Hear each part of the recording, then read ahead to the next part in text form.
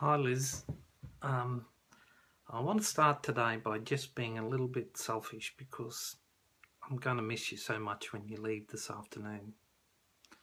Your support for me when I came into this position and into the Commission was so important, and I can't emphasise enough how your wise counsel in those early days gave me the perspective and context of how we roll in the Human Rights Commission and as commissioners. And when I came in, and I think my public persona was one of confidence. He's a bloke who knew exactly how and what he was going to do to fix up those issues facing our mob. But privately, I was pretty much a complete mess, full of doubt, even thinking about quitting. The weight of expectation from all sides gets to you at times. Coming to the realisation, the old adage, you can't please all the people all the time, is real and plays out in some funny ways.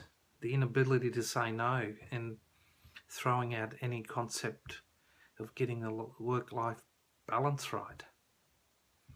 They were the things that were starting to challenge me.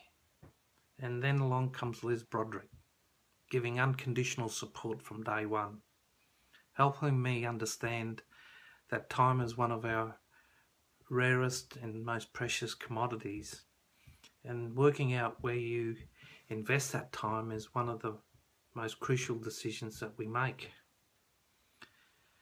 In other words, Liz said, "It'll be all right, Dale. Just get your feet under the table, follow my lead, and it'll all be okay."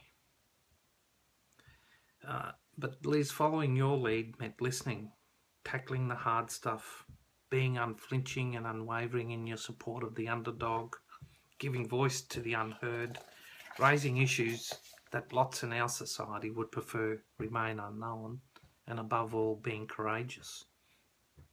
I've seen how you were able to gather, lead and inspire the best staff I've ever worked with to join you in these pathways.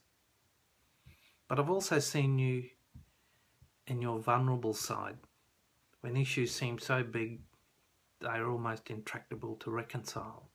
I remember your trepidation of taking on the task of changing the culture within our military, and how that meant going into pretty much an all-boys club.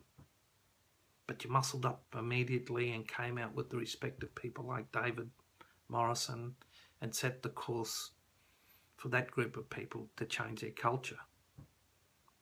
And Liz, for me, it's that vulnerability that makes you such a great advocate.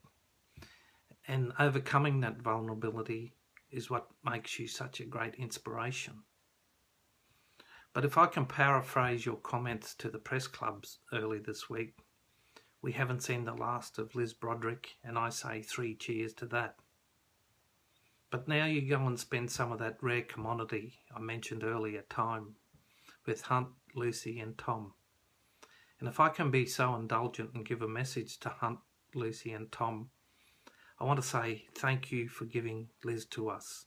We appreciate and thank you for all the sacrifices you have made for all of us here in Australia.